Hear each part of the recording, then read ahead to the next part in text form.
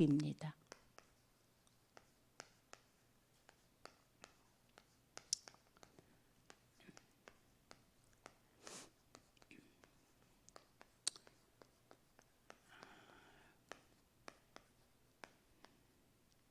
창세기 41장 38절.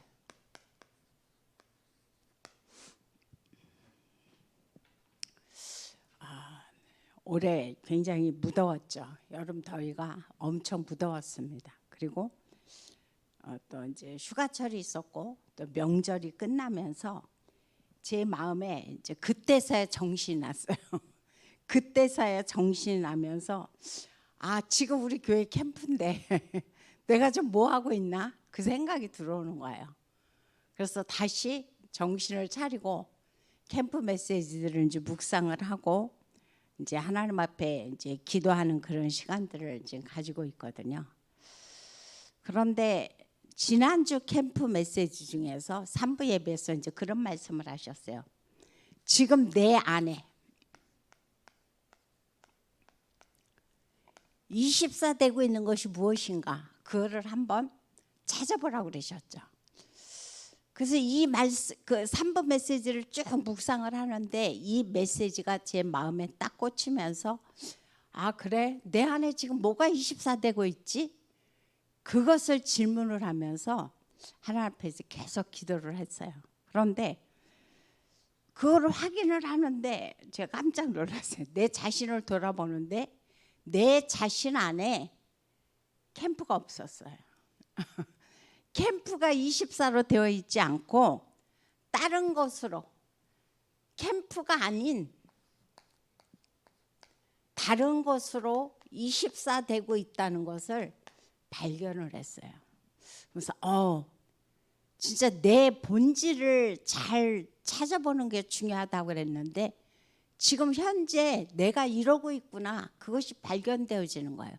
그래서 그러면 나만 이런가 해서 이제 몇몇 분들과 한번 포럼을 나눴습니다. 그랬더니 저만 그런 것이 아니었어요. 많은 분들이 포럼을 나눈 분들이 거의 다 하시는 말씀이 현재 본인들이 가지고 있는 어떤 그 문제의 현안에 그것이 24 되고 있다는 것이 이번에 이제 발견이 되어졌거든요. 그래서 이것을 같이 포럼을 나누면서 제가 느낀 건 뭐냐면은 강단의 메시지 그리고 본부 흐름이 있죠. 그죠? 본부 흐름과 강단의 메시지의 흐름이 있는데 이것과 삶이 하나가 되지 않구나. 그래서 결국은 이것이 삶 속에서 적용이 되지 않고 있구나. 그거를 저 자신부터 발견하는 이번 그런 한 주간이었거든요. 그래서 하나님 앞에 다시 정신을 차리고 하나님 이거 아니잖아요. 제가 교회에서는 목사님은 파라 사역을 해서 세계를 뛰고 계시고 지금 모든 성도들이 거기에 마음을 닫고 있는데 정작 저는 이것이 제 마음에 24 되지 않고 다른 것에 제가 집중을 하고 있거든요. 그래서 이거를 놓고 하나님 앞에 회개하면서 다시 지금 이제 성령님도 받도록 하나님 앞에 캠프를 놓고 기도하고 있는 가운데 있거든요. 그래서 지금 시대는 어떤 시대냐? 재앙 시대라고 그랬어요. 지금 많은 사람들이 재앙 시대 가운데 살고 있기 때문에 결국은 지금 그 영적 문제를 견디지 못하면서 사람들이 하나같이 지금 빠지고 있는 것이 뭐냐? 정신병이죠. 정신병과 각종 중독입니다. 마약뿐만이 아니라 각종 중독에 빠져서 사람들이 정신을 못 차리고 있고 그러다가 그것도 안 되니까 결국은 자살하는 그러한 사람들이 지금 급증을 하고 있습니다. 그래서 갈수록 이 영적 문제가 끊임없이 지금 대두되고 있는데 문제는 단순히 이것이 나타나는 것이 문제가 아니고 뭐가 문제냐?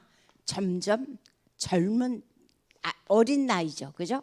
어린 나이로 이것이 지금 흘러오고 있다는 사실입니다. 이것이 무서운 거예요. 지금 원래 정신병이나 각종 중독이나 자살은 원래 있었지만 문제는 어린 나이로 이것이 점점 흘러내려오고 있다. 이것이 지금 우리에게 되고 있는 아주 무서운 하나의 현안이라는 거죠. 그래서 이것을 그럼 어떻게 해결할 것이냐 그거죠. 점점 어린아이부터 지금 이런 중독과 정신병과 자살들로 지금 영적 문제에 시달리고 있는데 이 문제를 어떻게 할 것이냐 그거는 우리의 힘으로 아무리 노력을 하고 사회가 많은 제도와 많은 여러 가지로 복지를 가지고 도와준다 할지라도 이 문제는 해결되지 않습니다. 이 문제가 해결될 수 있는 유일한 길은 뭡니까? 복음의 주인공 되신 그리스도. 복음의 주인공 되신 그리스도를 붙잡고 먼저 뭐가 되라 그랬습니까? 영적 서밋으로 먼저 우뚝 서라 그랬어요. 그래서 영적 서밋이 되면서 이제 더 나아가서 기능 서밋 그리고 문화 서밋으로 서서 지금 어린 아이로 점점 내려가고 있는 이 문제들을 해결하는 주역이 되라라고 지금 우리에게 말씀을 해주고 있죠. 그래서 오늘 본문에 보면 바로 세계 복음화의 언약을 확실히 잡은 요셉이 바로 이 역할을 했습니다. 그래서 이 말씀을 오늘 한번 우리가 찾아보면서 어떻게 요셉은 그럼 어떻게 어릴 때부터 세계 복음화의 언약을 확실히 붙잡았나를 한번 이 시간에 살펴보는 그런 시간을 갖겠습니다.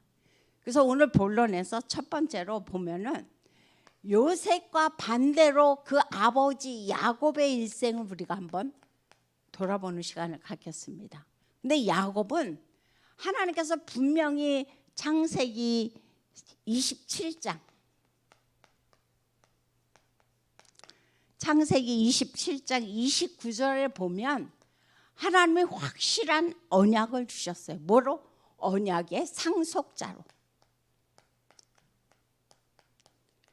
그 아버지 이삭을 통해서 하나님께서 축복을 하시는데 어떻게 축복을 하셨느냐? 이제 만민이 너를 섬기게 될 것이고 그리고 열국이 너에게 굴복할 것이고 그리고 너의 형제와 너희 부모가 너에게 굴복할 것이다. 그래서 네가 저주하는 자는 저주를 받을 것이고 내가 축복한 자는 축복을 받을 것이다 라고 이미 창세기 27장 29절에서 하나님은 이삭을 통하여 언약의 상속자로 야곱을 세우셨죠. 그런데 야곱은 어떻게 됐습니까? 보니까 완전히 정체성을 다 놓쳤다고 그랬어요.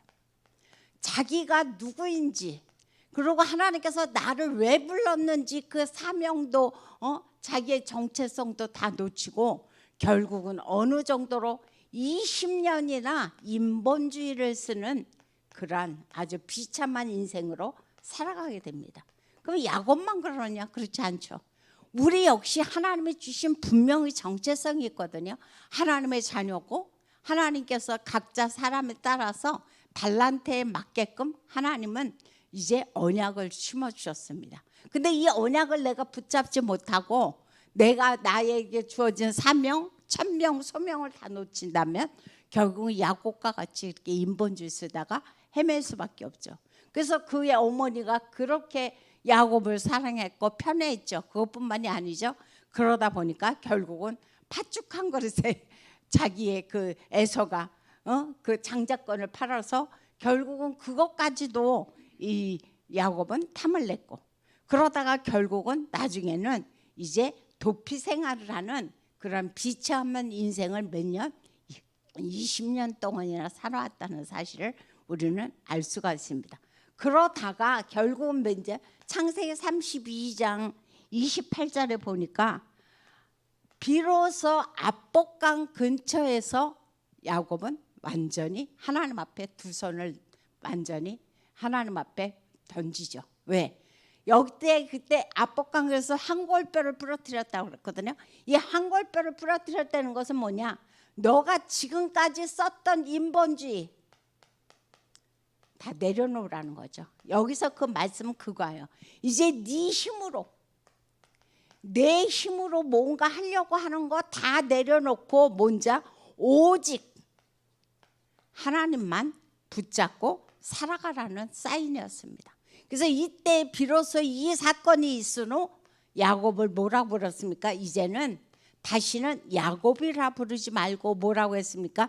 이스라엘이라 부르라라고 하나님께서 야곱에게 말씀을 하셨죠. 그래서 20년 만에 비로소 야곱은 자기의 힘 다 빼놓고 자기의 동기 다 빼놓고 그때서야 비로소 내가 누구인지 창세기 27장에서 받았던 언약의 상속자를 다시 기억하는 그런 시간표로 돌아가게 됩니다.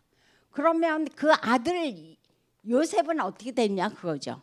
요셉은 어릴 때부터 확실한 꿈이 있었습니다. 그래서 창세기 37장을 보면 37장 전체에 이게 이제 나오거든요. 근데 분명히 확실한 꿈이 있었지만 어릴 때부터 요셉의 인생은 굉장히 불행했죠.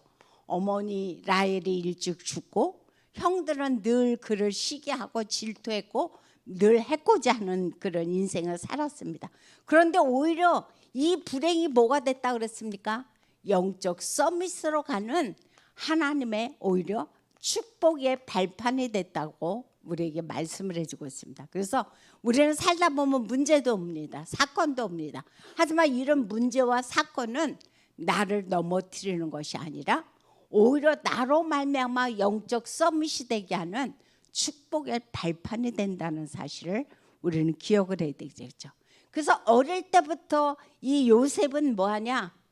정말 CVDIP가 꿈에 나타날 정도로 요셉은 그 언약이 확실했습니다. 그 언약이 뭡니까? 바로 세계복음화입니다. 그래서 이 말씀을 우리가 생각하면서 이 말씀을 생각할 때 해와 달과 11별이 그에게 절을 하고 곡식단이 자기는 서 있고 나머지 곡식단은 자기에게 절하더라는 그 꿈을 꿨죠. 그래서 이 말을 하니까 형들은 막 그럼 우리가 너에게 너를 섬기라는 얘기냐 하고 난리가 났어요. 그런데 거기에 37장 11절에 보면 뭐라고 말씀해 주거냐? 야곱은 그 말을 뭐했다?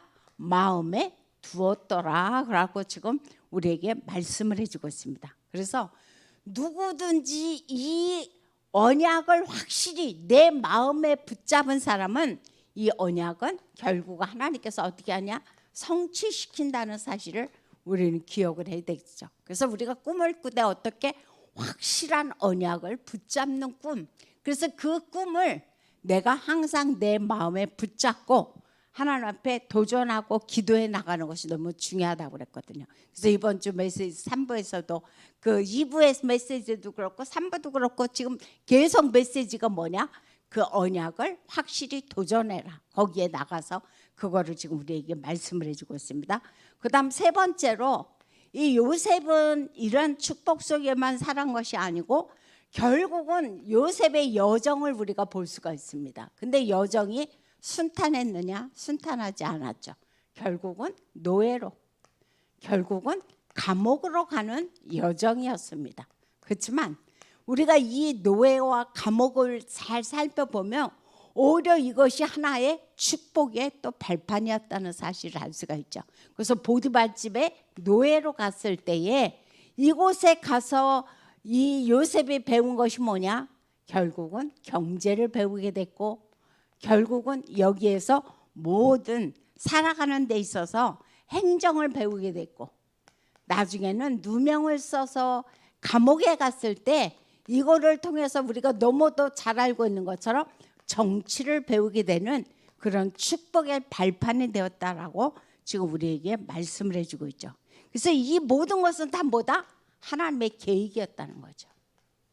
그래서 우리가 그래요. 살다 보면은 이렇게 요셉처럼 억울하게 누명을 써서 노예로도 잡혀가고 감옥에도 들어가지만 이 모든 것이 다 뭐다? 하나님께서 나를 통해서 2, 3, 7, 5천 종족을 살리는 하나님의 계획이요 하나님의 우리를 향한 여정이라는 사실을 우리는 기억을 해야 되겠죠. 그래서 이 말씀을 생각을 하면서 우리가 해야 될 것이 뭐냐? 하나님께서는 오히려 이런 것들을 통해서 우리가 바울을 봐도 바울을 그냥 로마로 가게 하시지 않았어요. 바울은 항상 그 꿈에 뭐예요? 내가 로마도 보아야 하리라. 내가 가이사 앞에 서야 하리라. 그런데 로마로 갈 때에 만약에 바울이 로마로 복음을 전하러 간다 그러면 유대인들이 가만뒀겠느냐고요. 절대로 가만두지 않았을 것입니다. 그런데 바울을 완전히 보호할 수 있도록 오히려 제수라는 그거를 통해서 나라에서 그를 호송해 가면서 결국은 가이사까지 가는, 로마까지 나아가는 그런 축복 속으로 하나님께서 인도하셨거든요. 그래서 우리는 이런 것들을 봤을 때 분명히 하나님께서는 요셉에게 어릴 때부터 2, 3, 7, 5천 종족을 살리는 세계 복음의 언약을 주셨는데, 만약에 거기에 머물러 있었다면, 그 고향 땅에서 머물면서 농사만 짓고 양만 쳤다면은 요셉은 이 언약이 성취되지 않았을 것입니다. 하지만 하나님은 뭐예요? 애굽이라는 그 축복의 하나님께서 제국으로 이끌어가는데 무슨 방법을 썼다? 노예라는 방법으로, 또 감옥이라는 방법으로 바로 요셉을 이끌으셨다는 사실을 우리는 잘 알 수가 있죠. 그래서 이런 사실들을 보면서 하나님께서 우리를 서밋으로 준비시키는데, 하나님께서는 세계 복음화로 준비시킨 데는 그냥 평평한 여정이 아니라는 겁니다. 그래서 현재 내가 좀 힘든 사건이 있다, 나에게 좀 문제가 있다 할지라도 그것 때문에 내가 염려하거나 두려워할 필요가 전혀 없다는 것을 우리가 렘넌트 7명만 봐도 잘 알 수가 있죠. 그다음 네 번째로 마지막에 보면은 바로 요셉의 일생이 어때 됐느냐, 이거로 끝나지 않고 하나님은 반드시 세계 복음화의 언약을 성취하시는데 그게 뭡니까? 바로 왕 앞에 서게 됩니다. 그래서 그때부터 바로 왕 앞에 서면서 결국은 꿈을 해석하게 만드는 하나님께서 그 축복을 만드시죠. 그래서 창세기 41장 14절에 보면 바로가 꿈을 꿨다고 그랬어요. 그런데 도저히 해석이 안 됐고 그곳에 모든 이제 꿈을 해석하는 사람들이, 술사들이 와서 이거를 하라고 그랬지만 해석을 못했죠. 그럴 때 하나님께서 그 감옥에서 만난 장관들을 통해서 결국은 요셉에게 이 축복을 안겨주셨다는 사실을 우리는 기억할 수 있죠. 그래서 이것을 보면서 38장에 보면 그런 말씀이 나와 있습니다. 바로가 하는 얘기가 뭐라고 말씀해 줘가냐면, 내가 여호와의 신이 너처럼 감동된 자가 없다. 하나님의 영이 너처럼 감동된 자를 나는 여지껏 본 적이 없다라고 바로가 고백을 합니다. 그래서 이것을 보면서 하나님께서는 결국은 요셉을 통해서 뭘 만드시냐? 전도문을 여신다는 사실을 우리는 잘 알 수가 있죠. 그래서 우리가 살아갈 때 있어서 가장 중요한 것이 뭐냐? 내가 현재 막 다니면서 전도하는 것도 중요하지만 현재 내 삶을 어떻게 살고 있느냐, 그겁니다. 그래서 성경에 보면은 이삭이 나오죠. 창세기 27장, 우리가 창세기 27장에 보면은 이삭이 나오거든요. 31장 28절에 보면은 이삭이 나오는데 그때에 아비멜렉이 고백한 것이 있습니다. 이삭을 보면서 고백한 장면이 뭐라고 말씀해 주고 있냐면은, 너와 하나님이 함께 하심을 나는 보았다 그랬어요. 나를 통해서 하나님께서 너는 정말 날마다 하나님이 함께 하는구나. 겉으로 봤을 때는 문제를 당한 것 같고 어려움을 당한 것 같지만 내가 너를 가만히 보니 언제나 하나님이 너와 함께. 이것이 불신자들에게 보여진다면 이거 이상 전도에 확실한 문이 없습니다. 그래서 우리가 다니면서 막 전도도 중요하지만 뭐다? 내 삶 속에서 확실한 임마누엘의 축복을 누리고 있다면 그것이 바로 하나님 앞에 최고의 전도의 문이라는 사실을 우리는 기억을 해야 되겠죠. 그래서 이 사실을 우리가 기억을 하면서 결국은 하나님께서 요셉의 그 꿈대로 결국은 45장에 보면은 무슨 축복을 주십니까? 총리가 되게 하는 하나님의 축복을 허락을 하셨습니다. 바로 이게 뭡니까? 언약의 꿈이 성취가 된 거죠. 그래서 우리가 어릴 때부터 하나님 앞에 2, 3, 7, 5천 종족의 확실한 언약을 붙잡고 있는다면 하나님은 그 꿈을 그대로 버리지 아니하시고 확실히 어느 시간표가 됐을 때 그 꿈을 성취시킨다는 장면들을 우리는 잘 알 수가 있습니다. 그런데 중요한 것은 뭐다? 평탄하지 않다 그거예요.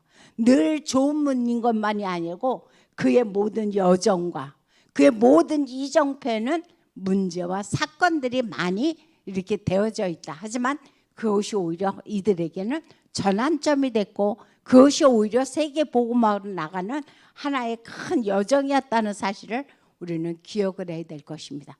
그래서 우리가 오늘의 말씀의 결론은 딴 게 아니죠. 이번 주 3부 강단에서 말씀하신 것처럼 2부 강단에서 무슨 말씀을 하셨냐?